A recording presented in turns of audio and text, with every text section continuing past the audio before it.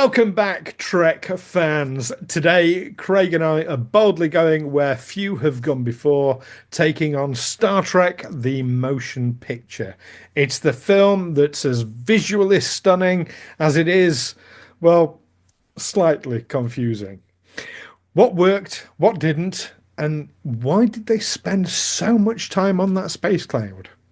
Stick around as we break down what's good, what's bad, and what is batshit crazy about this cinematic classic.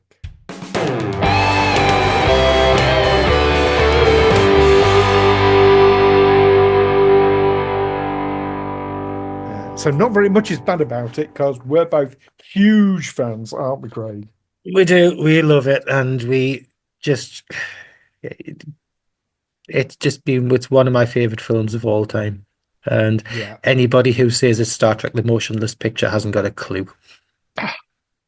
Well, yeah, I was I'm on a Star Trek the Motion Picture Facebook fan page, and someone put recently about like who skips through the Ilias song, at the beginning before you see the Paramount Mountains. Um, and I made the comment that anybody who skips any theme tune lacks faith of the heart.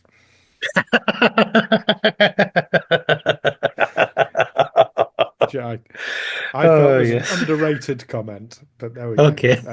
Yeah.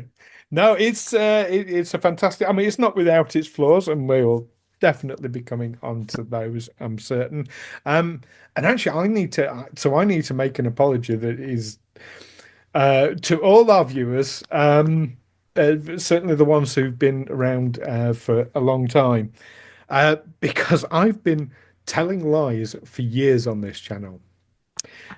I've been saying right from the word go that I fell in love with Star Trek on my sixth birthday when it came out. It was yesterday when I'm actually looking up the actual facts of this of the movie. I realized I no, my sixth birthday was long before this came out. It must have been my seventh birthday because it Because came when out did it about a come out in month the before U? my birthday. Did we get it in the UK? Because it was December 79 in the US. Did we actually get it in December? Did we get it in the new Uh, year?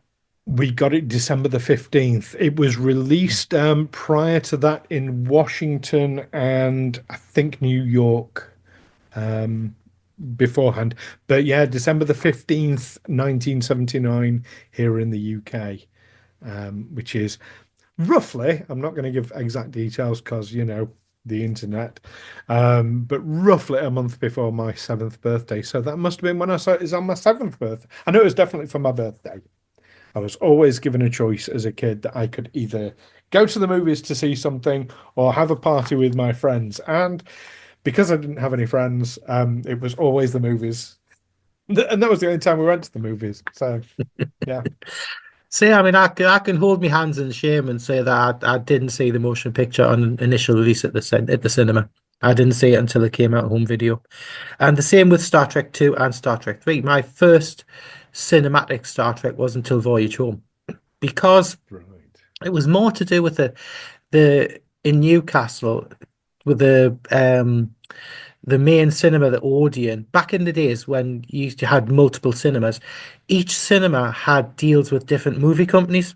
So, for instance, you had have at the Odeon in Newcastle, you would have like you'd have the big ones like the James Bond franchise, and you would have Star Wars and things like that. But Paramount films and that you would have to go to the ABC, which is on the other side of town, which wasn't as advertised and stuff. I mean, I only ever saw a few films there, like Flash Gordon and that. So even though I was always a big Star Trek fan growing up, I didn't get a chance to go to see the films until I was like going on my own. And Hmm.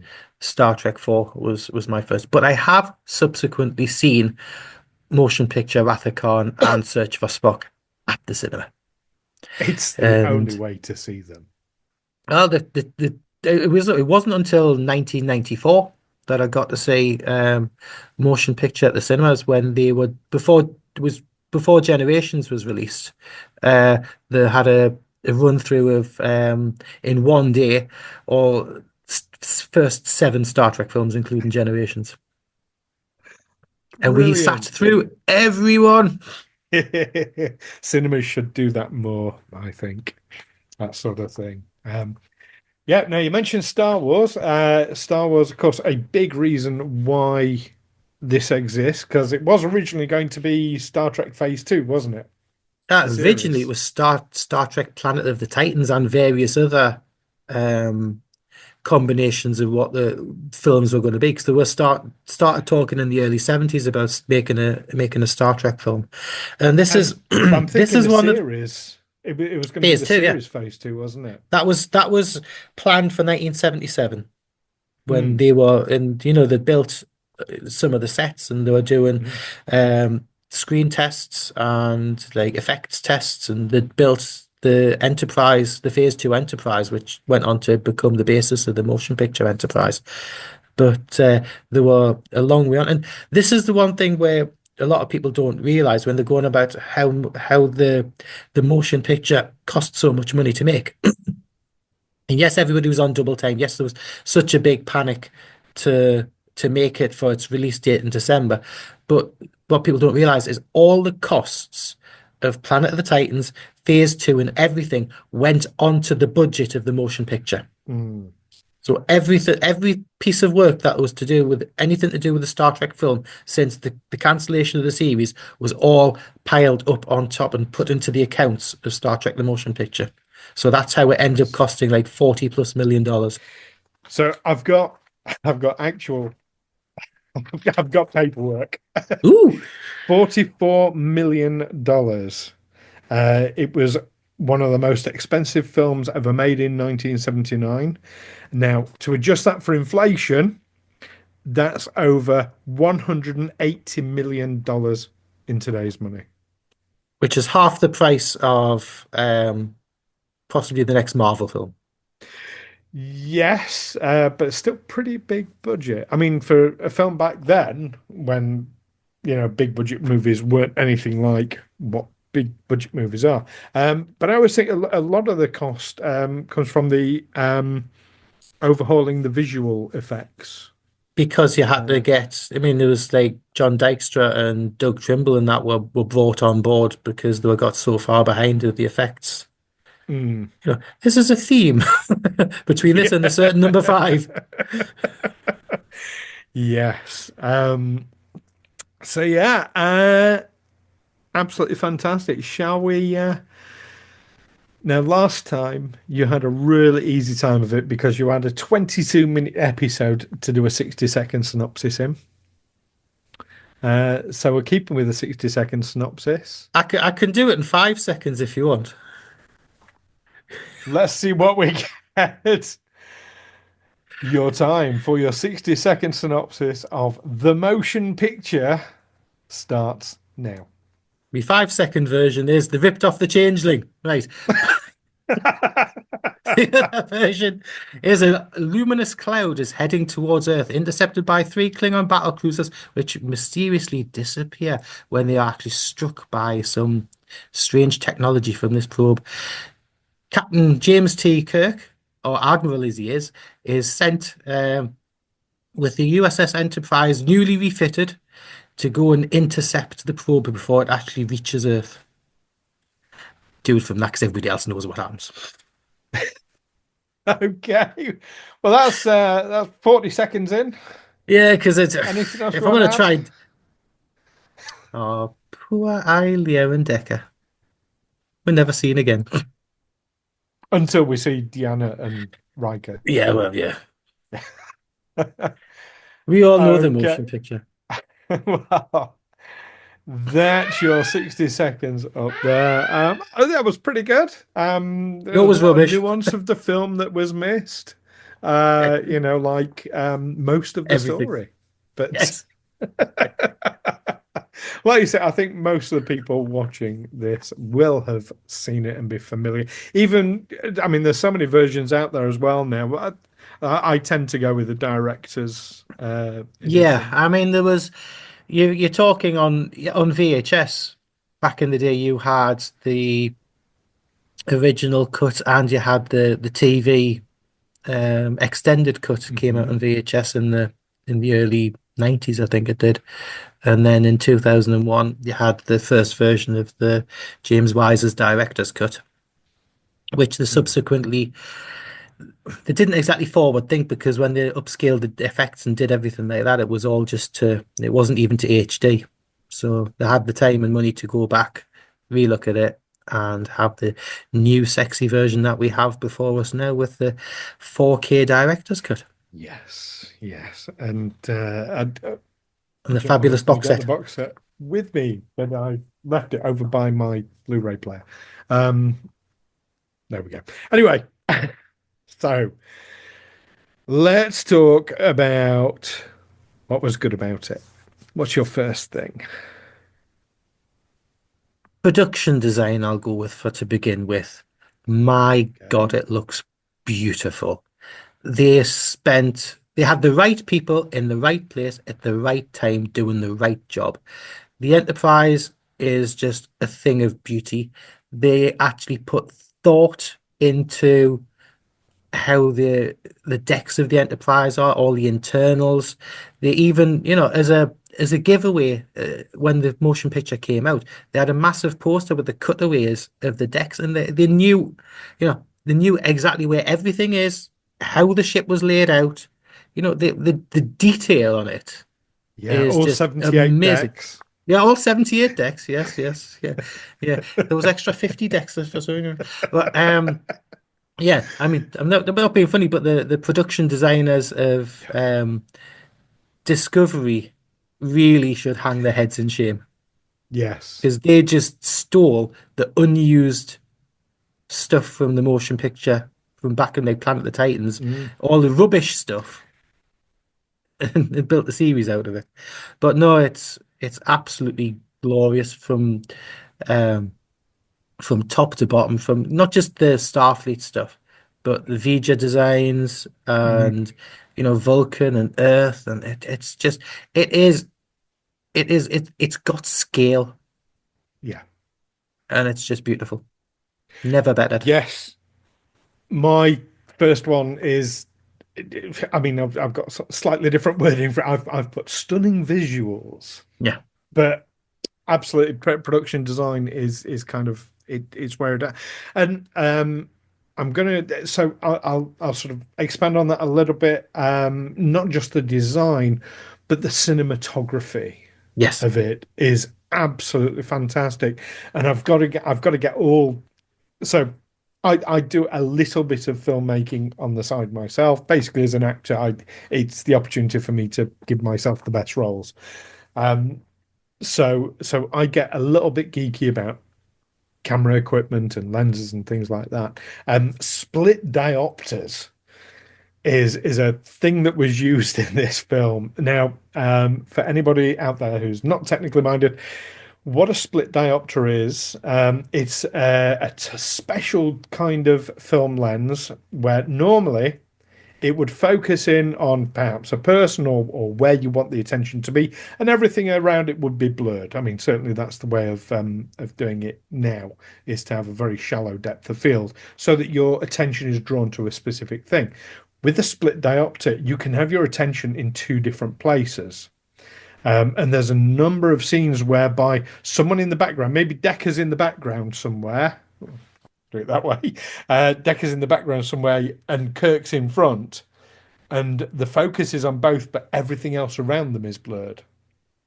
Yeah. You could see that on some of the bridge scenes and stuff. And that, In yeah. in particular, Yeah. and I think this film holds the record for the most amount of split diopter use in a movie. I'm fairly sure of that. I'm not going to swear to it, but I'm fairly sure about yeah, I'm fairly sure about that one. And it's a really unusual technique because it's counterintuitive. It's not how you'd expect to see things. And I've seen people posting on like forums and what have you saying, look, they've blurred this thing out in the middle of the screen. Why have they blurred it out? Well, no, they haven't blurred it out. It's just it's not where the focus is. Yeah. So yeah, so people think things are hidden on screen, and no, That's not what it is. It's just a real technical thing of having your attention focused in two places at the same time. Very, very clever. Um, did they use it too much? Well, they used it a lot, but it's a geeky thing I get It's a excited about. stylist. It I was a should have known. stylistic choice. It was a stylistic It choice. was, and there's a lot of stylistic choices in this movie, but that's what I get quite excited about, as you can probably tell. Split diopters, yay! Uh, what's your second good? The score by Jerry Goldsmith, it is glorious from start to finish. I mean, it's Yes. it's like traditional, but there's a lot of interesting like sound effects and stuff in with different new instruments and things like that. But the score of the motion picture lives on all the way through from this point on to the movies through to the next generation through to Picard. It is Jerry Goldsmith is very much the sound of Star Trek for a lot of people. Mm, To me, I mean, growing up as a child of the 70s and beyond, John Williams is up there, with Star Wars and Indiana Jones and things and stuff like that. But Jerry Goldsmith is up the exact same level with me for the motion picture sound for the score. That the soundtrack to that it means as much to me as the Star Wars theme and stuff does. It's just absolutely glorious, and especially the Starship porn 8 minute segment of the Enterprise. yeah. Some people will be going, "Oh, does this keep going on?" But the likes of me and you are like, Yeah. Yep. but Absolutely. it could have been so much different because I don't know how much you've heard of the score of the motion picture. There is an alternate score. Um, Paramount weren't happy with the initial score of the motion picture. There was lots of it which were replaced. Okay. And there is online you can hear like the Enterprise music, but it's completely different. It's more of a nautical kind of theme. It hasn't got the bombast of it, and they weren't happy with the score as development. And Jerry Goldsmith had to go back and quickly rewrite. And the motion picture score that we know now was very, very last minute. Was very, Right. very last minute. So it's similar a little bit to what happened with Star Trek 4. Again, you can listen online. The main title music for Voyage Home, which I feel is a bit of a rip off of his Lord of the Rings score. Mm, Originally, it was a variation of the original series score for Star Trek 4. Again, that's available yes. online on YouTube. Dig it out. And the rewrite and the way that the music is now in the motion picture is just got a legacy that, you know, Just, it's just to unfathomed. interject very quickly, before any of the viewers come at us in the comments, that's the animated version of Lord of the Rings, not Yes, the not Peter the Jackson Peter one. Jackson one. Yes, so it's the Ralph Bakshi one from Yeah, from the 70s. that's it. So just wanted to clarify that. So yeah, Yes, oh look, a Pepper. cat. Yes. Um, so Oh, darling. uh, yeah, so no, I wasn't. I need to go away and look up that alternative, but yeah, so I've got the Jared Goldsmith score as one of my goods as well, which is unsurprising. Um, Ilia's theme, utterly haunting and beautiful. As an aside, I'll show an image of it on the screen for the viewers. But I've got as part of my like little bits and pieces collection of Star Trek stuff, I've got the cassette from back in the day of the original movie soundtrack still. Hi, this is editing Stu from the future here. When I came to dig out the tape that I thought it is in fact not from the motion picture, but rather it is Star Trek The Astral Symphony, which was a special album to commemorate the 25th anniversary. So there is some motion picture stuff on there, but it is also from other movies as well. Anyway, back to the discussion. Um, but yeah, the main theme, I mean, utterly iconic, and I'm absolutely amazed that that they never did anything with it after that. It just stopped, and we never heard it again after the motion Yeah, picture. it disappeared, didn't it, somehow? Isn't that I mean weird? I mean the thing as well is, unused music wise, for the next generation, for the TV series, the Jerry Goldsmith score wasn't initially planned for it Mm, because Dennis McCarthy had done a score for the music, and they just thought it just wasn't good enough. So that's available on the Encounter at 4 Point soundtrack. Um, and right. it's just nowhere near as good, and it would not have worked. It would not have worked. So Okay. Jerry Goldsmith all the way for me. There's the Jerry Goldsmith one, and any keen-eared listeners will notice that I've got this bumper at the beginning with the Starship Livingston flying through, very much similar to the Star Trek universe opener that is, and there is a little musical nod to the Jerry Goldsmith Next Gen motion picture theme in there. Matt Milne wrote that piece of music specifically for this channel, so shout out to Matt. And thanks for that. Yeah. So the Jerry Goldsmith score, absolutely, we're in total agreement there. I just had sudden visions of that thing from lockdown where somebody's appearing in court but over Zoom. I'm not a cat. Oh, it's all the time. Anytime I'm recording Planet Mars and stuff like that, Pepper likes to come and say hello. Oh, speaking of cats, I've just been getting into the Kiffness recently. If any listeners, yeah, like cats, go and listen to the Kiffness. Anyway, that's a that's nothing to do with what we're talking about here. So, what's your third good thing? So you're keeping your second one as the score as Oh, well, are you? Yeah. yeah, that's well, I had it as number three, but yeah, it's the same. I would have to say that getting the cast back together, getting all of them back together, including Spock, was just really, really. It means so much to so many people after 10 years of them being away. And also the fact that if Phase 2 had gone ahead, you wouldn't have had Leonard Nimoy as Spock, and they would have broke the family up a bit. Mm, And mm. I think the casting on this was great. I mean, even getting Janice Rand back, after her getting disposed of from the first after the first season, getting Michelle Barrett back as the Doctor now instead of Nurse Chapel.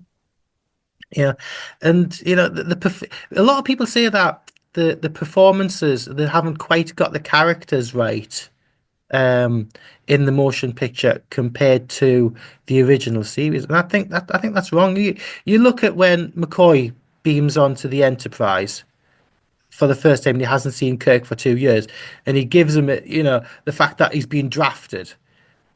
And it just takes 2 seconds for Kirk to melt his kind of bravado, and you can just see the relationship with those two characters there, and the fact that you know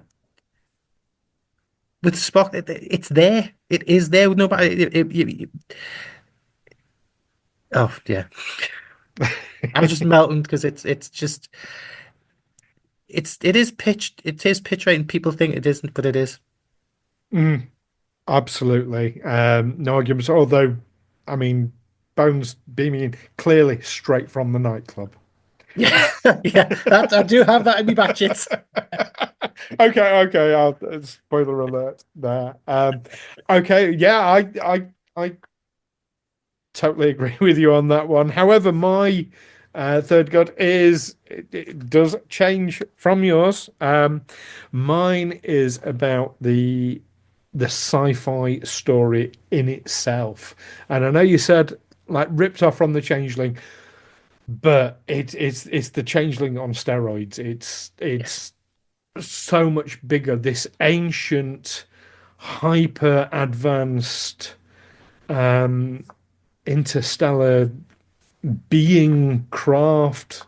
The idea of like, it fell into the orbit of this world that was inhabited by artificial beings, that had evolved there. And, I want to see more of that in terms of world building and sci-fi concepts.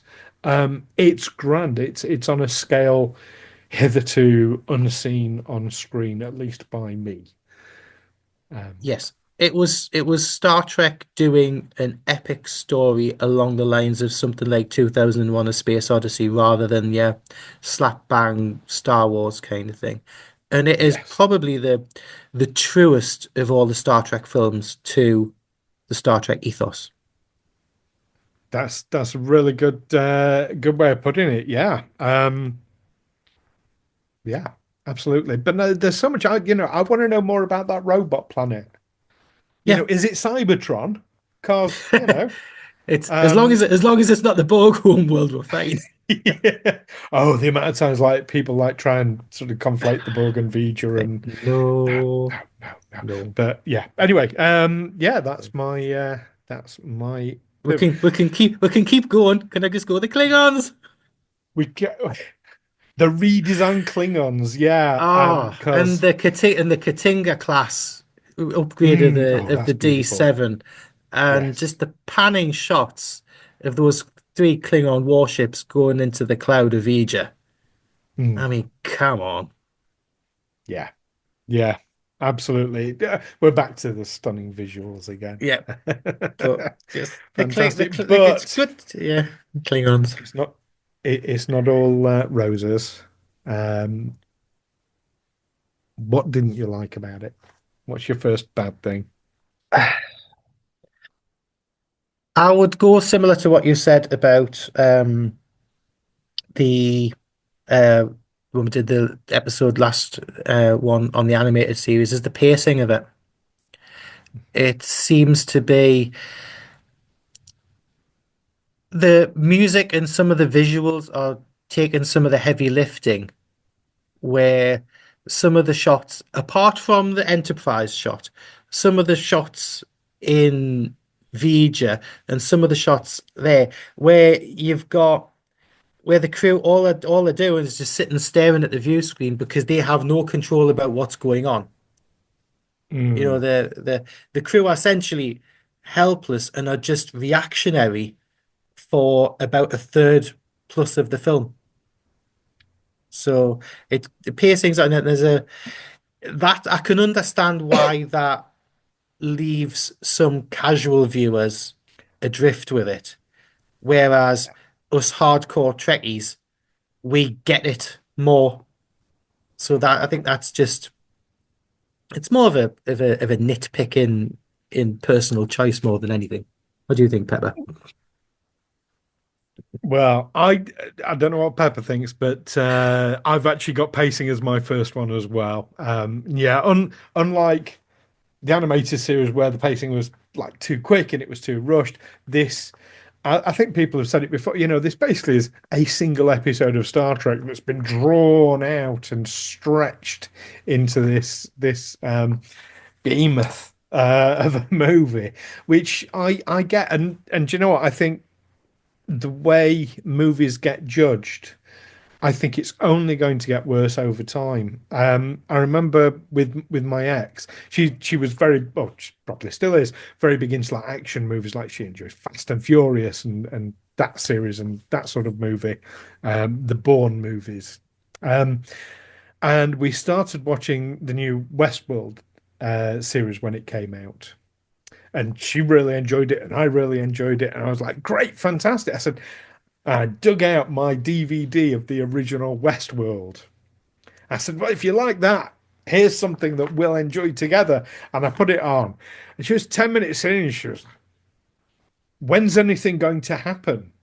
I'm like, well, they're Yeah, building it up. They're setting the scene. They're setting the mood. And she's like, oh no, this is boring. This is too, because modern audiences expect everything to be at a snappy pace and everything. Like you can't have time to build. Pot boilers are a Well, I'll non-existent now. look at the trope that is in almost every single either film or TV series now.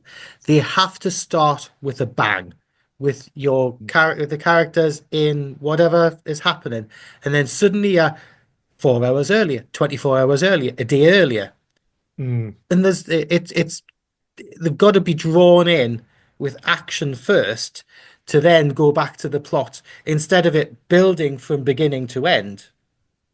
And even Sarah saying with a lot, I mean, she reads a silly amount of books on a weekly basis, and she's saying in literature now, in things like that, it's happening more and more, yeah. where a book is like a TV show or like a film. It's got to start with a bang, and then you got to wheel back to start the story. You can't just start the story from the beginning.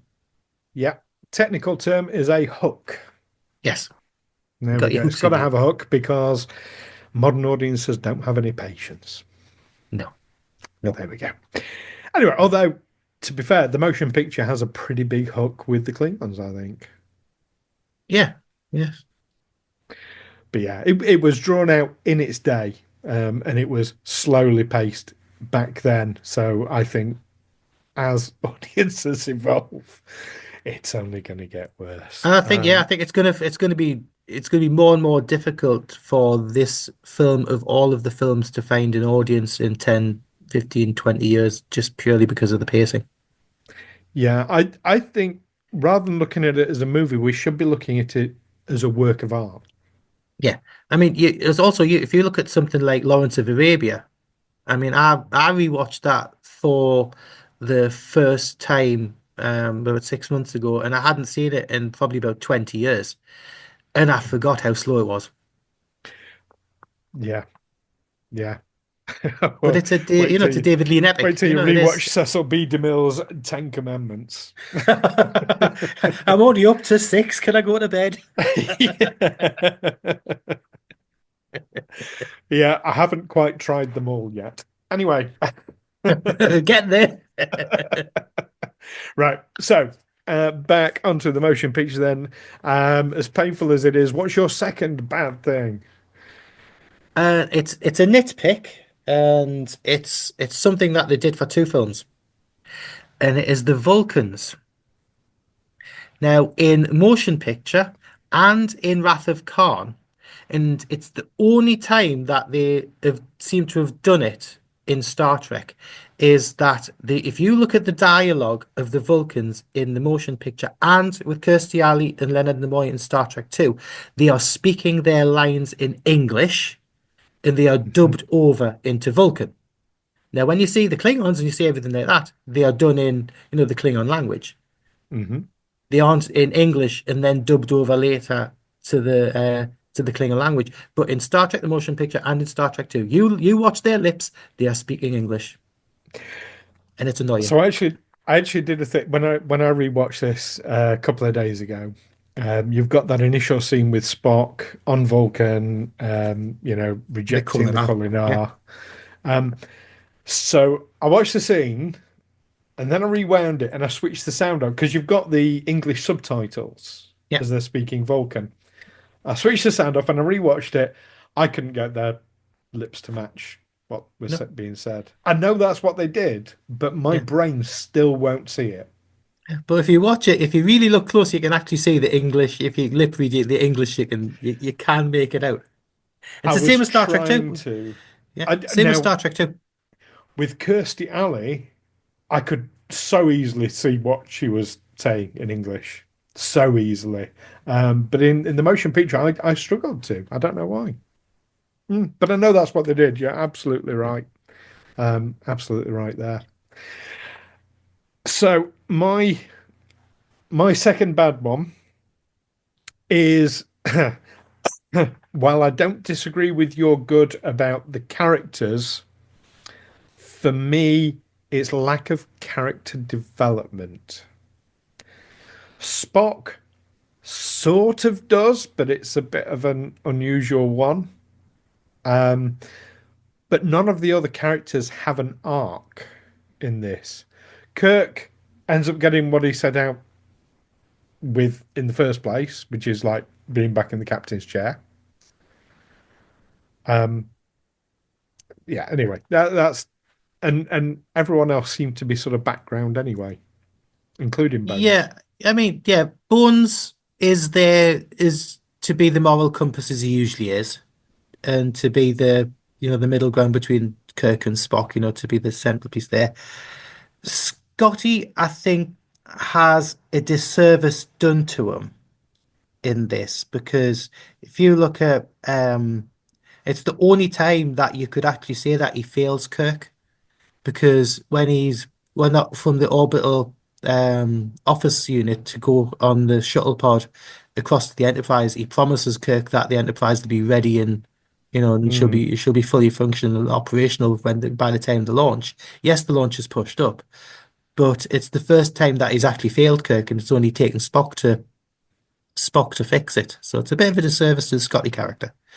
yeah, I think Yeah, that was to favor Spock, yes, it was and to like favour this Spock is rather why than it's so important he's yeah. come back, But to rather be than just fair, like for yeah. fan But service. to be fair, your likes of Sulu and Uhura and Chekhov, they're there just to show their faces almost. Yeah, But at least yeah, everybody's together. Yes, they're playing the characters right. But you're right, they've got no real development mm, in this. But it's primarily a Kirk and Spock story more than anything mm, else. And yeah, you've got to fit in Ilia and you've got to fit in Decker, who have it's their arc more than uh, it is the rest of the crew's I'll arc. be coming on to them on my next bad one. Okay. Spoiler alert. But yeah, I think for a movie, I'd expect character development from the major characters, like not just the protagonist, basically. And for a movie of this length, to not have it just seems, it's not like they didn't have space to, have some character shit in there. And some Mm, people say that it's quite humorless compared to the original series and some of the later films.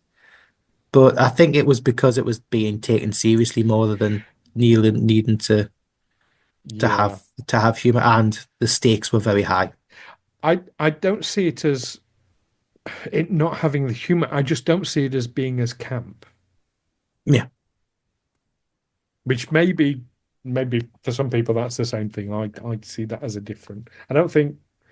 Yeah. Anyway, but like I say, it was a very very serious movie. Very serious movie. Anyway, what's your third bad thing? Okay. And it's the concept of a cloud, which is Vija. How is the cloud going at warp speed that it needs to do to get across the universe through the Klingon Empire, through Federation space, avoiding lots of other planets to get to Earth at the speed that it's getting? It doesn't fit in with the rest of Star Trek because it's for instance, if the Klingon battle cruisers were going to intercept Vija, was this whole thing done at warp speed? It wasn't Mm, visually. It wasn't. The that doesn't quite work because if it was 2 days to get from the Klingon Empire to Earth, it's got to be going at a fast warp speed. So how do you then show a cloud going at warp speed? It's you've just got to take it and not think about it. yes, yes, I can absolutely see that. And if the movies have taught us anything, it's that we can get from like halfway across the galaxy in a matter of minutes. So, yeah, sorry. I know you like Star Trek 5, but it's entertaining. Anyway, yeah, no, I totally agree with you that it is just one of those things we're just meant to accept, and it's apparently moving slow when we see the cloud surrounding Vija. Hmm, interesting, interesting. Um, Mine, as I've alluded to, is the new characters. So basically, Decker and Ilea.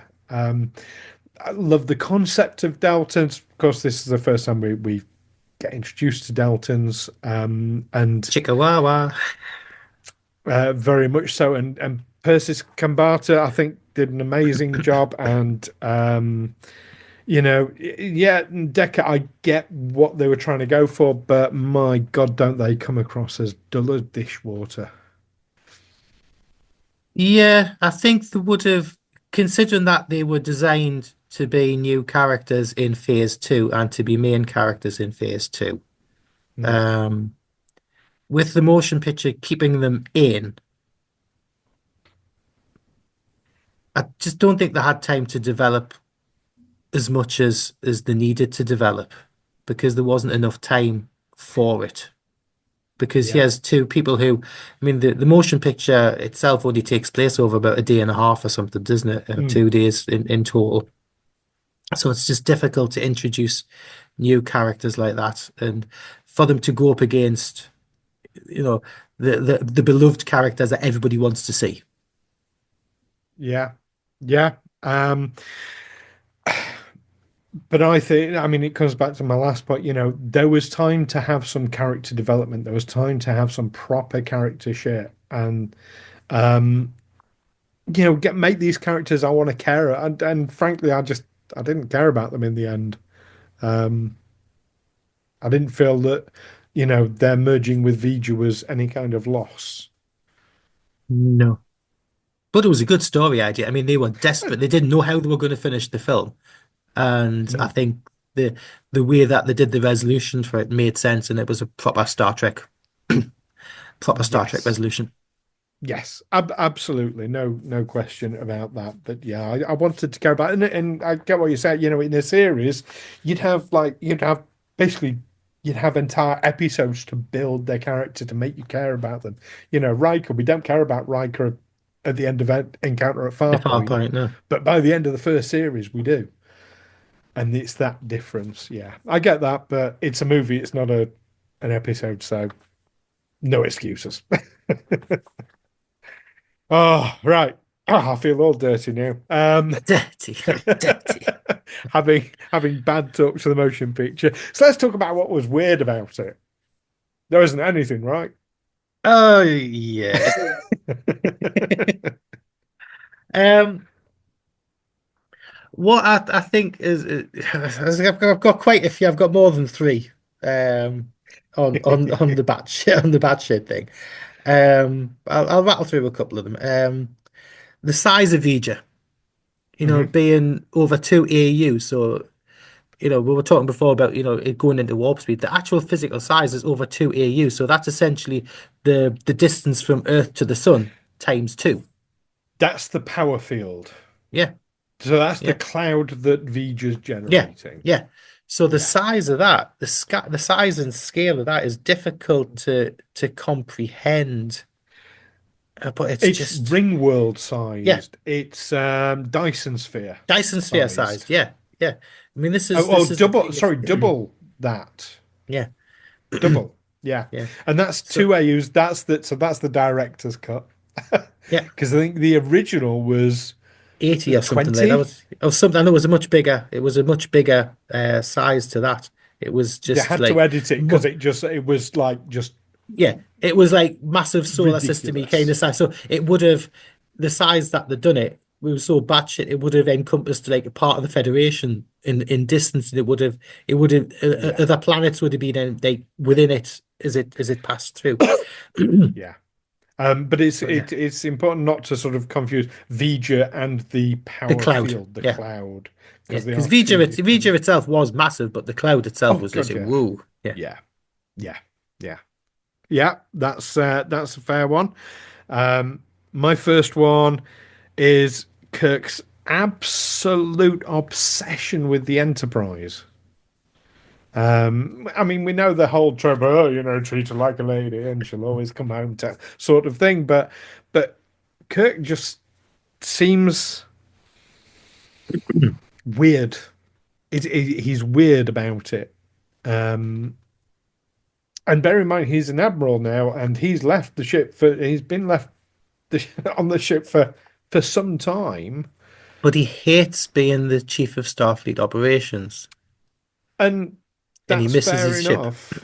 Um, yeah, that's it. He doesn't miss the crew, misses the ship. Yeah, I don't know. It seems a bit. I just think that in itself is pretty batshit crazy. it is batshit crazy, but if you look at how obsessed he is about the Enterprise, and you know that, he sees it almost as his personal possession. Hmm.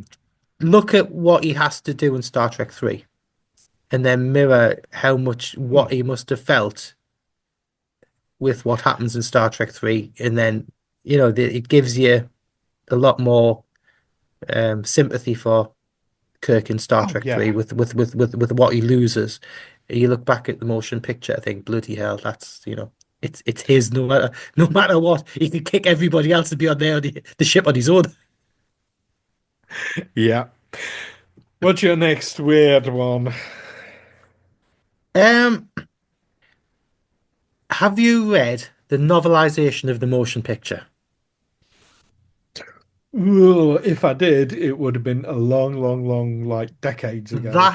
This is the novelization of the motion picture is batshit, absolute batshit. It goes off in lots of different directions, and a lot of it is based on one of the um, screenplays that Gene Roddenberry did himself. Because there was a battle throughout the making of the motion picture between him and Harold Livingston over control of the script, and um, it got to the point where Harold Livingston and was had to hand the script into Michael Eisner, the head of the studio, and Gene Roddenberry handed the script in, and they went with Harold Livingston's rather than Gene Roddenberry's. But Gene Roddenberry was given a stupid amount of money by pocketbooks to do the novelization, so he did the novelization primarily based on his version of the script rather than Harold Livingston's version of the script. So you've Right. got stupid stuff going on like Kirk being having a temporary marriage contract to one of the admirals who is you find out in the novelization when Sonak's beamed across and dies in the transporter accident, there's a vice admiral coming on board with him who was Kirk's lover. Like he's like temporary wife, and you've got Kirk swimming naked in as just loads of read it honestly. It's off its baps. Okay. I'll look that one up. But Gene It's well Roddenberry off its baps. having battles with people? I've never heard the like. Not in the slightest, like at all. Okay, that's definitely one to look up. My next batshit one is as I'm presented. So basically, Pajamas. space pajamas. Yes, indeed. I mean, it's the weirdest Star Trek. I mean, I actually. So I like wearing. I've got the full, trousers and everything as well. I like wearing this not because of the style of uniform it is, but because what it represents, and it's the motion picture. The Um, Admiral's uniform is really good though. I think of the yes, uniforms in it. Yeah. um, certainly better than the.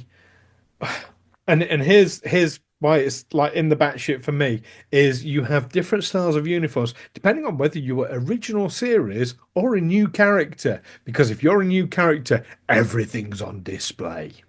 Yes. Yeah. Ooh, it's cold on the Enterprise today, you can see. Oh, oh, no, it Me, isn't. me and two veg. You might be telling people it's cold, but Oh, those lights are um, warm. but if you're Chekhov, you get to wear this tunic that has a modesty panel, basically. Um, and all right, I mean, next gen went with a similar kind of design, one could argue, but being black, you don't see everything. And that makes a world of difference. So yeah, the space pajamas is my do you want a little aside? Last time I wore this, I'm giving you anyway. I'm asking if you want it, and then just diving straight in. Last time I wore this, I was on a charades team with Nicole DeBurt and JG Hertzler, and we won. And Fantabulous. Nicole de Burgh got my Hitchhiker's Guide to the Galaxy straight away. Film, TV, anime, Star Trek, The Lord of the Rings. It's also audio.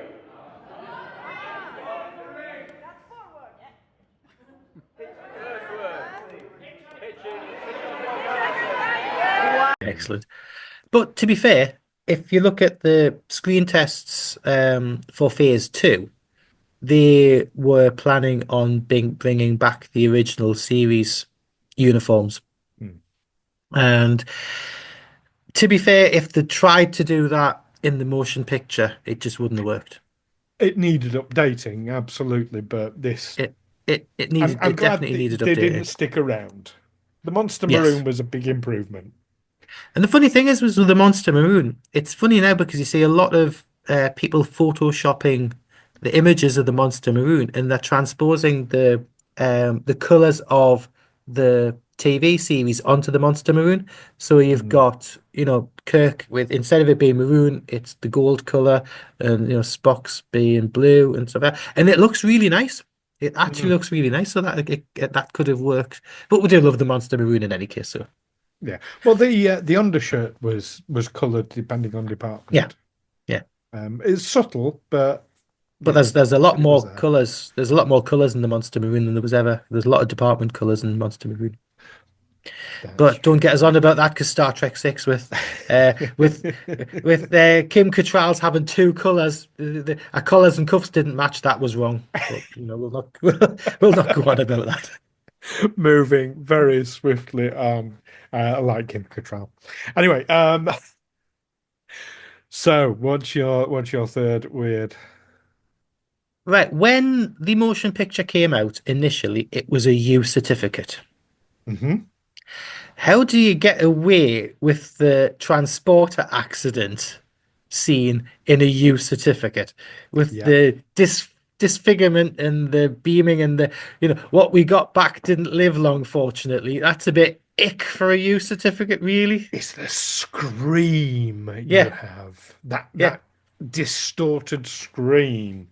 Yeah, haunting and yeah, absolutely terrifying. But technically you don't really see anything because it's in the transporter beam, so yeah. But if kids might not quite get it, but as an adult, you're like, um, where's my popcorn book? absolutely.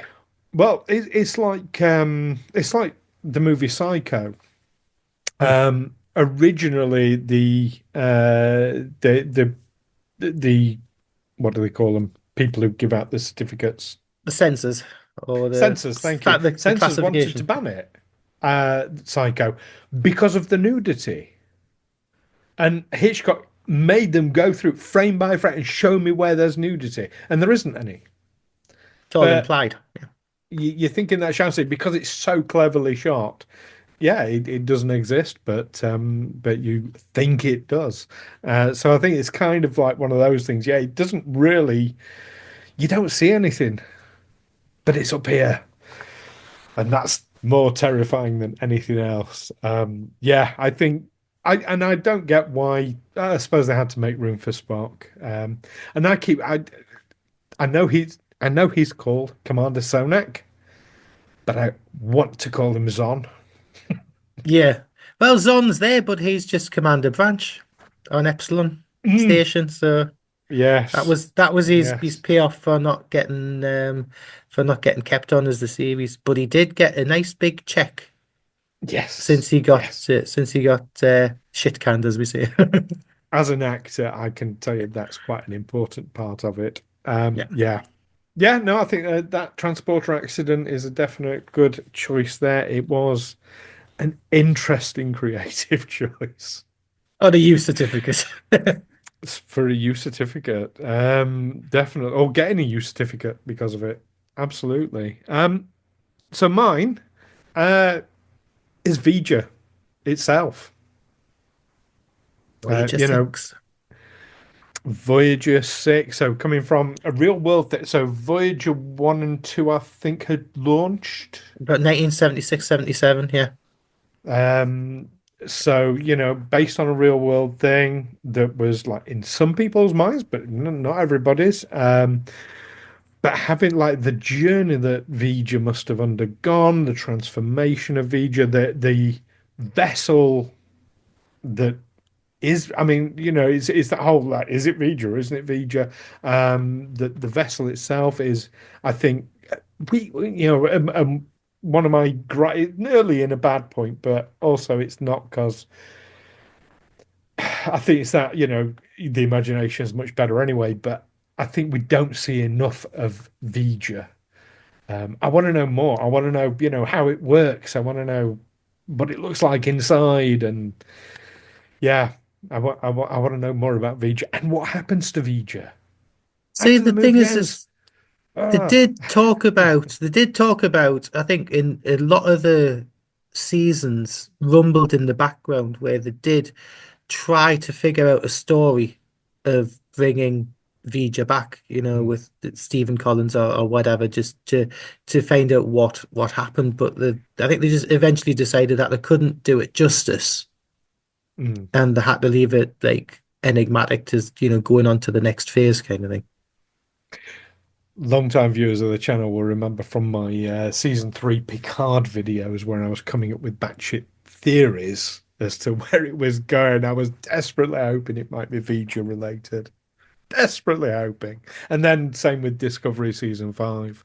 I was hoping Vija, but no, it's only Star Trek on. I mean, other than sort of the beta canon with the books and things, it's only Star Trek Online, I think, that's actually tackled Vija post the motion picture properly. Now we get a cameo in season 5 Lower Decks in the title Yes, the sequence, title sequence, which yeah. which made me so happy. It's that noise, that boom, oh, yeah, made me so happy.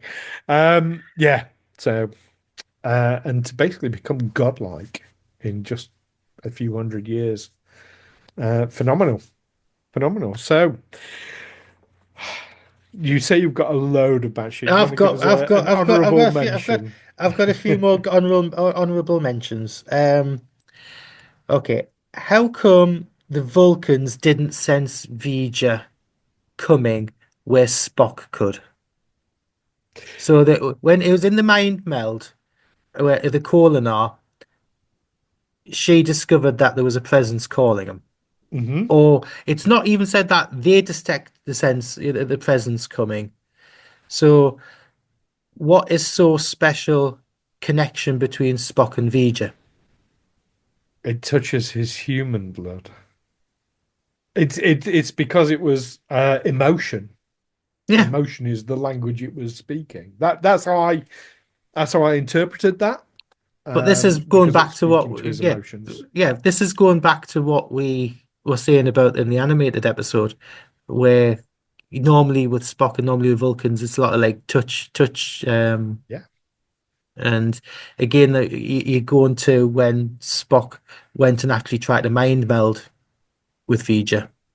Mm, yes. In so, but I just thought it was a little bit odd Yeah. that Yeah. they That's didn't a go. good call. Also, the thing that we mentioned before, did the beam McCoy up from a 70s disco party? It was With the proper whole medallion stay, man. yeah, proper staying alive outfit there, I really need Bit to of do John that as a cosplay sometime. But you think, That'd suit me. yeah. Other thing is the forced perspective that they used in engineering, where they had kids in the engineering deck outfits for the radiation suits at the back, just to make it Yes. for. And now you can't unsee it since you know what it is. Yeah. You got Yeah. little Jimmy, a 6-year-old or whatever, with those spanners and stuff. Yeah. Yeah. But I mean, it was a creative solution at the time. Yeah. Yeah. And Yeah. the last one Fantastic. I'll just mention is Ilea.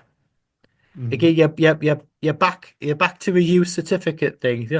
My celibacy's on record. What is she going to make her way around the ship? Um, You can't. Yeah. It's a little bit. Yes, Captain. I promise I'm not going to shag anybody. Yeah. And Kirk being Kirk. Yeah, and you see Chekhov go, oh. Well, as soon as Uhura says, "So she's Delton," yeah, Chekhov's like, "Oh." Did Chekhov ever get lucky? Yeah, wasn't his girlfriend? Was it the way to Eden? Oh, Yeah, yes, right. yes, that's right. Bit, That's bit of right. hippy Yeah. dippy love. Yeah, no, I don't think I've watched that episode in years, and I think there's reasons. Yeah. Fantastic. Right. Well, there we are, everyone. That's our choices for good, bad, and batshit crazy. What do you think? Do you agree with our choices? What have we missed out? What facts and figures are there to the motion picture? Do you love it? Do you hate it? It tends to be a bit Marmite, doesn't it, Craig? It is, but we love it, and we're heart on my sleeve with it. Absolutely. So black, stick it, and we love it.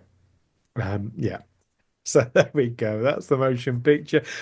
Join us next time when we'll be looking at another pilot that has a connection with the motion picture. They all seem to follow on, don't Yes, they? In some way. interconnect. Yeah, interesting.